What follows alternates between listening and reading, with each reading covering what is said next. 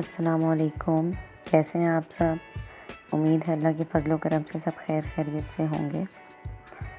सुबह हो चुकी थी और नहीं भी 4 बज रहे थे सुबह के।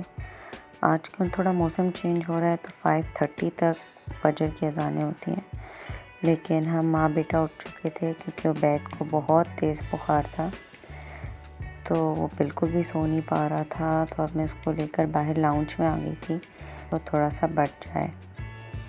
और उसने कल दोपहर से कुछ खाया भी नहीं था तबीयत ख़राब होने की वजह से, तो मैं ब्रेड लेकर बैठ गई थी कि शायद थोड़ा बहुत खा ले तो फिर मैं इसको कुछ दवाई वगैरह दूँ। लेकिन वो छोटी सी चिड़िया है, उसको बहुत टाइम लगता है और अब बीमारी में तो फिर दिल ही नहीं चाहता उसका खाने को। खैर एक आधा घंटा में बैठी रही तो उसने 2-3 नवाले खा लिए थे।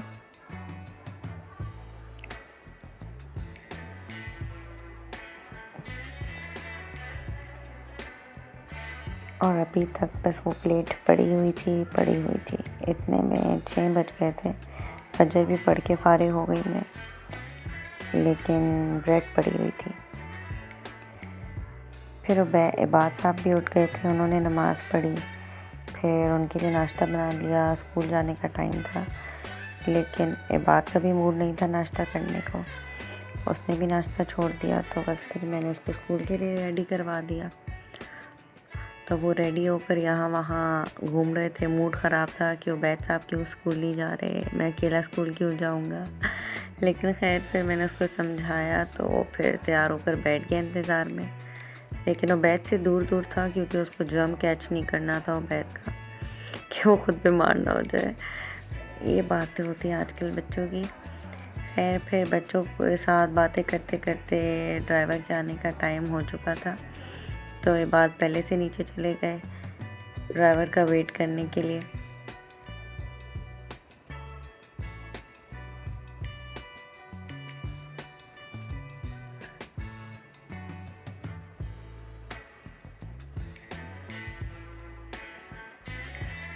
और फिर अभी तक ड्राइवर साहब आए नहीं थे। आज थोड़ी देर हो चुकी थी क्योंकि रात को जो पॉलिटिकल इंसिडेंट हुआ था उसकी वजह से शायद कुछ गड़बड़ थी।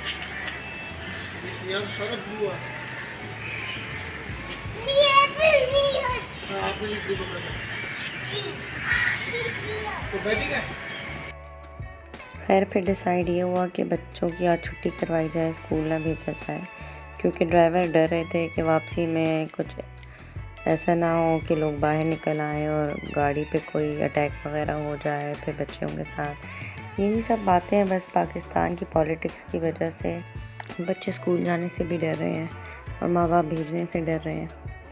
बस अल्लाह रहम करे इस मुल्क पर। फिर बस उबैद को मैंने दूध देने की कोशिश की थी, थोड़ी सी हल्दी डाल के पिंच, ताकि वो दूध पी ले, लेकिन वो भी उससे पिया नहीं गया। फिर मैं बैठी उसको मनाती रही कि कुछ तो खा पी ले, और फिर उसने आखिरकार 2 सिप लेने के लिए वो राज़ी हो चुका। लेकिन वही बुखार इतना तेज़ हो रहा था उसको, तो बस दिल भी नहीं चाहता फिर तबीयत ख़राब हो बच्चों की कुछ खाने पीने को। लेकिन माओ को तसल्ली भी नहीं होती जब तक बच्चे कुछ खा पी ना लें। फिर दवाई भी देनी होती है, खाली पेट बंदा दवाई भी नहीं दे सकता। और इबाद साहब तो चिलिंग मोड में थे, आज छुट्टी एंजॉय करनी थी उनको, तो वो अपना एंजॉय कर रहे थे और मैं उबैद की तीमारदारी कर रही थी।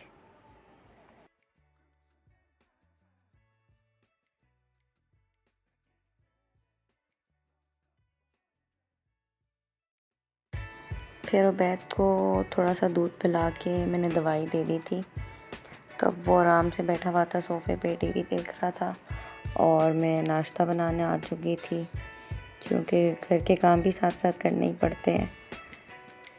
बस ये है, अब मैं नाश्ता बना लूँगी जल्दी से फटाफट, और फिर फ़खर रेडी होकर ऑफ़िस के लिए निकलेंगे। और मैं बच्चों के साथ और घर के साथ बिज़ी हो जाऊंगी।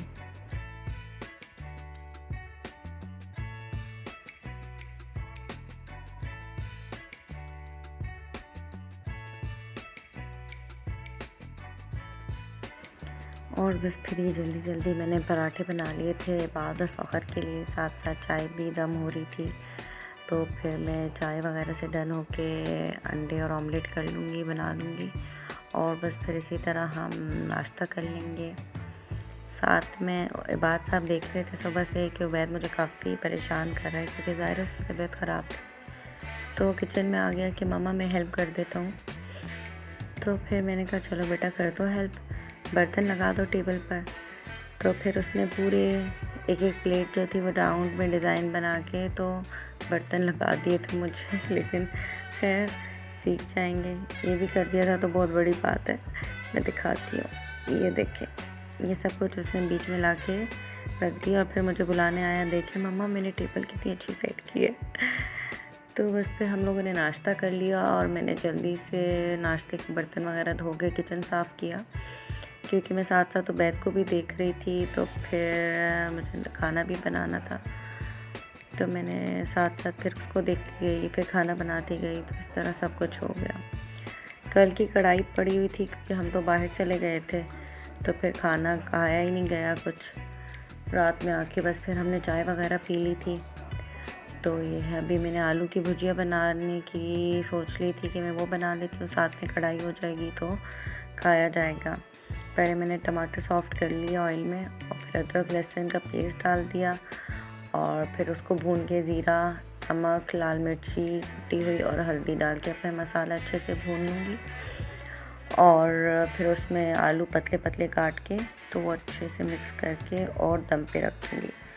और जब आलू सॉफ्ट हो जाएंगे, गल जाएंगे, तो उसमें हरा धनिया और हरी मिर्ची काट के और ऊपर से गरम मसाला छिड़क के तो दम पे रख दूँगी। जो नॉर्मली जैसा आलू की भुजिया बनती है जल्दी से, बस वो मैंने बना ली फटाफट से। आलू की भुजिया टमाटर के बगैर भी बहुत अच्छी बनती है, कभी बना कर देखिएगा, ट्राई करिएगा, लेकिन थोड़ा उसमें स्पाइसेस ज़्यादा डलते हैं तो वो काफ़ी अच्छी सी बन जाती है। खैर अब ये भी बन चुकी थी अल्हम्दुलिल्लाह।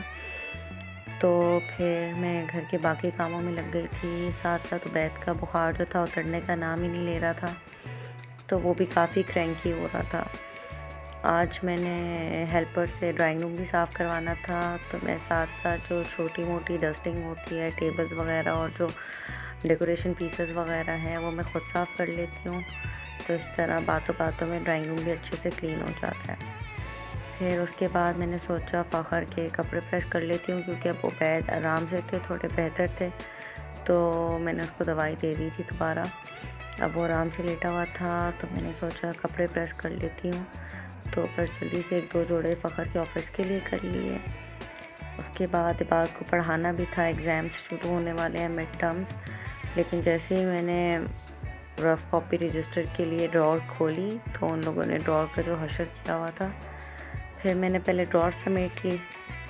बच्चे हैं, एक चीज़ निकालते हैं और 10 चीज़ें ख़राब कर देते हैं। बस ऐसे ही फिर पूरा दिन गुजर जाता है।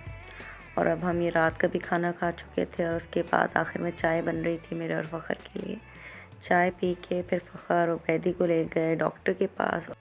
वीडियो पसंद आई हो तो लाइक, शेयर एंड सब्सक्राइब ज़रूर कीजिएगा, और मुझे और मेरे बच्चों को अपनी दुआओं में याद रखिएगा। स्पेशली उबैद के लिए दुआ कीजिएगा बहुत सारी, कि वो जल्दी ठीक हो जाए इंशाअल्लाह। अल्लाह हाफ़िज़।